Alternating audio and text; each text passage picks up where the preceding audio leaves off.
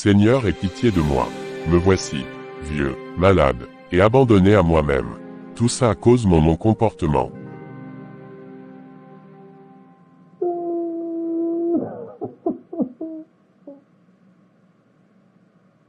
Marc pensait que la beauté et l'argent étaient tout ce qui comptait. Il a jeté sa femme comme un vieux mouchoir quand elle est tombée malade. Mais il ne savait pas que ce jour-là, il signait sa propre condamnation. Abonne-toi. Regarde jusqu'à la fin, like. Et laisse ton avis en commentaire. Merci. Je vous aime. Joyeux anniversaire de mariage, Clara. Regarde ce que j'ai pour toi. Oh Marc. Tu ne devais pas. C'est encore un bijou magnifique. Rien n'est trop beau pour la femme la plus élégante de cette ville. Ouvre-le. C'est un diamant. Il est incroyable. Je suis la femme la plus chanceuse du monde. Je veux que tout le monde sache que ma femme possède ce qu'il y a de mieux. Merci mon chéri. Je me sens juste un peu fatiguée ce soir. C'est sûrement l'émotion. Dès qu'on descend, tu mets le bijou et mets ta robe rouge. Nos invités arrivent dans 1 heure. Marc, j'ai une douleur étrange dans la poitrine. Je ne pense pas pouvoir descendre. Ne sois pas ridicule, Clara. C'est la plus grande soirée de l'année pour mes affaires. Je ne plaisante pas, je me sens vraiment très mal. Tout tourne autour de moi. Tu ne vas pas me gâcher cette soirée avec tes caprices de santé, j'espère.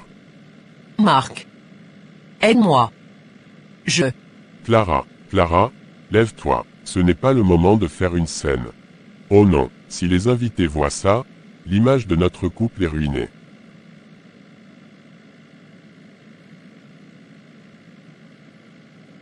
Monsieur, madame, les résultats des analyses viennent de tomber et je ne vais pas vous cacher que la situation est bien plus complexe que ce que nous pensions au départ. Docteur, allez droit au but s'il vous plaît. J'ai dû annuler 3 rendez-vous importants ce matin et mon téléphone ne s'arrête pas de sonner depuis que nous sommes arrivés. Marc, s'il te plaît. Docteur, dites-moi la vérité, est-ce que c'est grave? Pourquoi je me sens si faible que je n'arrive même plus à soulever ma main?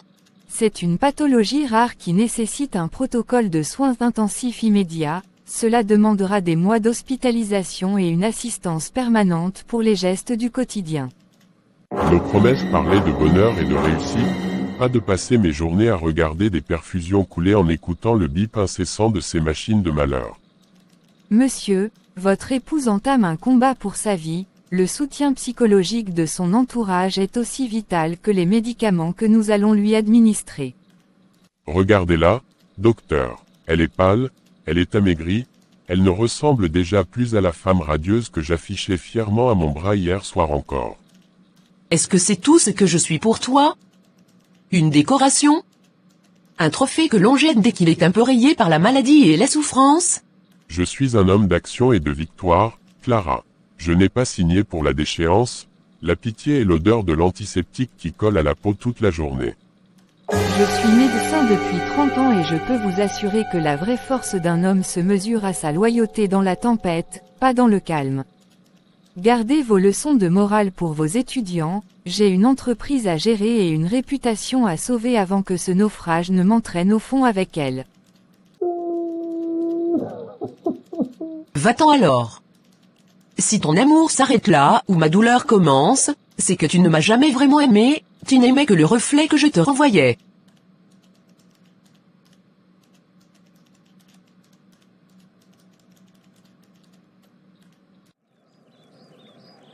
Je ne peux pas le croire. Mes clés ne tournent même pas dans la serrure de la maison, que j'ai aidé à bâtir de mes propres mains pendant des années de dur labeur. Je t'avais prévenu à l'hôpital, Clara, mais apparemment la maladie a aussi affecté ton audition. Tu n'as plus rien à faire ici, cet endroit appartient désormais à mon présent. Marc, il fait nuit, et je sors à peine de ma première chimiothérapie, je n'ai nulle part où aller et mes comptes bancaires ont été vidés par tes soins. Notre porte? Tu l'as déjà installée dans ma chambre, dans mes meubles, et tu lui laisses porter mes bijoux alors que je lutte pour respirer chaque minute? Je t'en supplie, laisse-moi au moins récupérer les souvenirs de ma mère et quelques vêtements chauds, je ne peux pas passer la nuit dehors dans cet état de faiblesse. Tes souvenirs sont dans un entrepôt à l'autre bout de la ville et tes vêtements ne correspondent plus au standing de cette maison. Dégage de mon trottoir avant que j'appelle la police. Regarde-toi, Clara, tu n'as même plus la force de tenir debout et tu essaies encore de donner des leçons de vie. Tu n'es plus rien, juste un mauvais souvenir que j'efface. Tu m'enlèves mon toit, mon argent et ma santé, mais tu oublies que tu ne peux pas m'enlever mon âme. Un jour, tu donnerais tout ton or pour retrouver une once de l'intégrité que tu viens de perdre. Bonne chance avec ton intégrité sous la pluie, j'espère qu'elle te tiendra chaud, car pour moi, tu es déjà morte et enterrée dans mon esprit.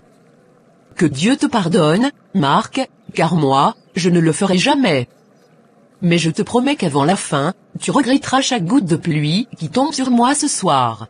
Écoute mon mari, petite, la roue a tourné et tu es tombée du mauvais côté, accepte ta défaite et va mourir en silence ailleurs au lieu d'importuner les gens qui réussissent.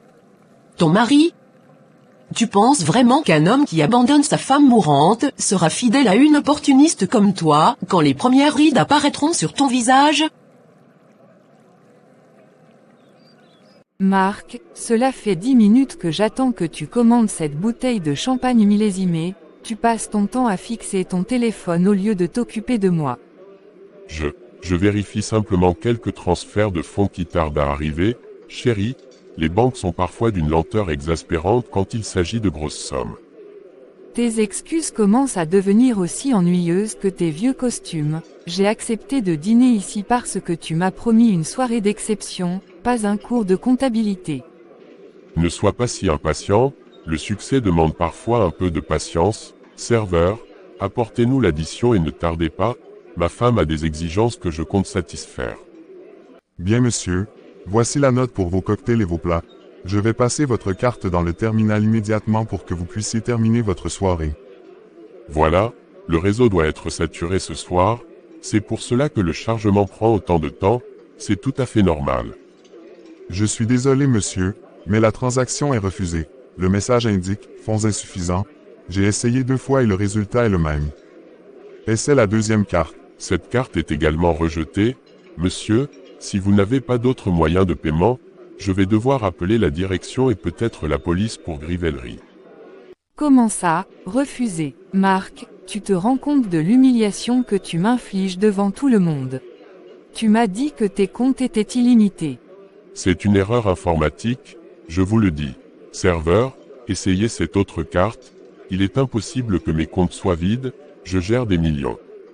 Inutile d'appeler la police pour se rater. Je ne resterai pas une seconde de plus à cette table, j'aurais dû écouter les rumeurs qui disaient que ton empire s'écroulait. Sandra, attends, ne me laisse pas seul avec cette addition, c'est juste un mauvais moment à passer, je vais récupérer mon argent très bientôt, je te le jure. Garde tes promesses pour ta pauvre ex-femme que tu as jetée comme un déchet, au moins elle avait la classe de souffrir en silence, toi, tu n'es qu'un lâche ruiné. Mon Dieu, tout s'écroule. Tout ce que j'ai bâti sur le malheur de Clara est en train de s'évaporer. M. Est-ce que quelqu'un pourrait m'aider? Juste une petite pièce pour manger quelque chose de chaud ce soir. Écartez-vous de mon chemin, j'ai une réunion importante et je n'ai pas de temps à perdre avec les gens qui attendent que l'argent tombe du ciel. Je vous en supplie, monsieur, je n'ai pas toujours été dans cet état, j'avais une entreprise, une maison, une vie respectable avant que tout ne s'effondre. C'est ce qu'ils disent tous, si vous aviez vraiment été un homme d'affaires, vous sauriez qu'on ne récolte que ce que l'on a semé avec soin. Vous avez raison, j'ai semé la douleur et le mépris, et aujourd'hui la solitude est la seule chose qui accepte de me tenir compagnie dans ce froid. Vos regrets ne m'intéressent pas, gardez votre philosophie de trottoir pour les touristes et laissez passer ceux qui travaillent encore pour leur succès. Je sens mes forces m'abandonner, exactement comme j'ai laissé ma femme s'épuiser seule dans ce lit d'hôpital. C'est donc cela que l'on ressent quand on est invisible. Arrêtez votre cinéma, vous bloquez l'accès à cet immeuble de luxe, dégagez avant que j'appelle la sécurité pour vous faire expulser de force. Cet immeuble, j'ai signé les contrats pour sa construction il y a 5 ans. Je portais des chaussures qui valent plus que tout ce que vous possédez aujourd'hui. Et maintenant, vous ne portez même plus de dignité, c'est fascinant de voir à quelle vitesse un homme peut tomber quand il n'a pas de fondation solide. Ma fondation, C'était ma femme, et je l'ai brisée de mes propres mains pour une poignée de diamants qui ont fini par me brûler les doigts. Allez raconter vos tragédies ailleurs, votre odeur de défaite commence à imprégner mes vêtements et je déteste la médiocrité sous toutes ses formes. Personne ne m'entend, personne ne me voit. Je suis un fantôme qui hante les rues de mon propre passé de gloire et de vanité. Si seulement je pouvais la voir une dernière fois, juste pour lui dire que j'ai enfin compris ce que signifiait la souffrance dont je me moquais tant. S'il vous plaît, j'ai entendu dire que cette fondation aidait les cas désespérés sans demander d'argent à l'avance, je n'en peux plus, je sens que mes poumons me lâchent. Monsieur, vous ne pouvez pas rester ici dans cet état. Vous effrayez les autres patients. Veuillez vous asseoir dans le couloir de service en attendant que la directrice donne son accord. La directrice, je ne veux déranger personne, je veux juste un peu d'aide, je n'aurais jamais cru qu'un jour je devrais supplier pour un simple verre d'eau et un médicament. C'est une clinique privée financée par une femme qui a survécu à une épreuve terrible. Elle est très stricte sur le choix des bénéficiaires de sa charité. Une femme qui a survécu, au moins elle saura ce que je traverse. J'ai fait des erreurs terribles dans ma vie, mais la maladie est en train de me punir plus que de raison. Oh, la directrice vient de sortir de sa réunion plus tôt que prévu. Monsieur, restez assis et ne faites pas de bruit. Elle déteste le désordre dans ses couloirs. Attendez, cette démarche, ce parfum, ce n'est pas possible, mes yeux doivent me jouer des tours à cause de la fièvre. Julie, avez-vous préparé les dossiers pour l'extension de l'aile pédiatrique? Je veux que tout soit prêt avant mon départ pour Londres. Tout est prêt, madame la directrice. Par contre, nous avons ce monsieur qui insiste pour vous voir. Il dit qu'il n'a plus nulle part où aller. Le monde est vraiment petit, n'est-ce pas? Je ne savais pas que les hommes de Victoire fréquentaient les cliniques pour les déshérités. Clara, est-ce que c'est vraiment toi? Tu es magnifique. On m'avait dit que tu n'avais aucune chance, que ton destin était scellé dans cet hôpital miteux. Mon destin a été scellé par ta trahison, Marc, mais j'ai décidé de briser le sceau. Pendant que tu dépensais mon argent avec des opportunistes, je bâtissais un empire sur mes cicatrices. Pardonne-moi, je ne savais pas, j'étais aveuglé par l'orgueil. Regarde-moi maintenant, je suis l'ombre de l'homme que tu as aimé autrefois. L'homme que j'ai aimé est mort le soir où il a changé les serrures de notre maison sous la pluie. Ce que je vois devant moi aujourd'hui, c'est juste une dette que le karma vient de recouvrer. Assieds-toi, Marc, ne reste pas là à trembler, tu vas tacher mon tapis de prix avec ta sueur et ton angoisse. Ton bureau est incroyable, Clara. Il est bien plus grand que celui que j'avais. Je n'arrive pas à croire que tu as réussi tout cela en partant de rien. Je ne suis pas parti de rien, Marc. Je suis parti de la trahison, de la douleur et de l'abandon. C'est un carburant bien plus puissant que l'ambition pure. J'ai été un monstre, je le sais. Chaque nuit, quand je dormais sur le béton froid, je revoyais ton visage à l'hôpital. J'ai tout perdu, ma fortune, mes amis et ma dignité. Oh, s'il te plaît, épargne-moi tes larmes de crocodile. Tu ne regrettes pas ce que tu m'as fait, tu regrettes juste d'avoir échoué et de te retrouver du mauvais côté de la barrière. Les médecins disent que si je ne reçois pas ce nouveau traitement, je n'en ai plus pour très longtemps. Clara, je t'en supplie, sauve-moi, tu es mon seul espoir. C'est ironique, n'est-ce pas? Tu me demandes aujourd'hui d'investir dans ta vie, alors que tu as jugé que la mienne n'était plus un investissement rentable il y a quelques années. J'étais fou, j'étais aveuglé par le succès. Je donnerais n'importe quoi pour revenir en arrière et rester à tes côtés ce soir-là, sous cette pluie maudite. Revenir en arrière est impossible. Mais contrairement à toi, je n'ai pas le cœur de pierre. Ma clinique soigne tout le monde, même les êtres les plus méprisables. Tu acceptes de me soigner. Malgré tout le mal que je t'ai fait. Tu es vraiment un ange, Clara, je ne mérite pas tant de bonté. Ne te méprends pas, je vais te donner accès aux soins, mais tu ne seras pas un invité de Marc. Tu seras soigné par charité, comme n'importe quel indigent. Je comprends, je travaillerai pour rembourser ma dette, je ferai n'importe quoi, je nettoierai les sols de ta clinique si c'est ce que tu souhaites. Merci, Clara, merci de me laisser une chance de vivre, même si je dois vivre avec le poids de mon immense culpabilité jusqu'à mon dernier souffle.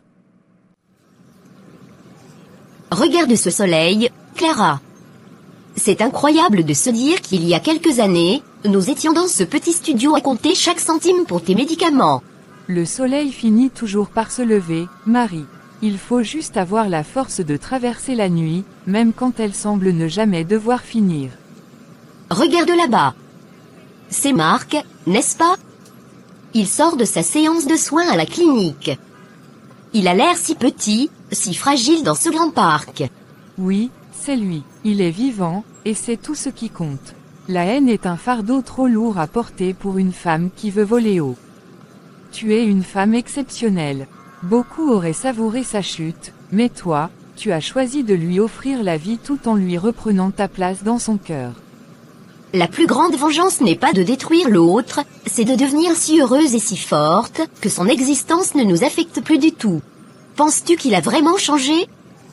Ou est-ce que l'orgueil reviendra dès qu'il se sentira un peu mieux? La maladie brise le corps, mais la pauvreté et la solitude brisent l'ego. Marc a appris une leçon que l'argent ne pourra jamais lui racheter. On dit souvent que l'amour est éternel, mais la loyauté, elle, est un choix que l'on fait chaque matin. Ne sacrifiez jamais les gens qui vous aiment sur l'autel de votre succès éphémère. Car la roue tourne pour tout le monde. Aujourd'hui vous êtes au sommet, demain vous pourriez être celui qui mendie un regard ou une main tendue. L'argent peut vous acheter une maison, mais il n'achètera jamais un foyer. Il peut vous acheter des médicaments, mais jamais la santé ou la paix de l'esprit. À vous qui regardez cette vidéo, chérissez ce qui reste quand la lumière s'éteint. Ce sont les seuls qui méritent d'être là quand elle se rallumera. Merci d'avoir suivi l'histoire de ma renaissance. N'oubliez pas, le karma n'a pas de date d'expiration, vivez avec intégrité.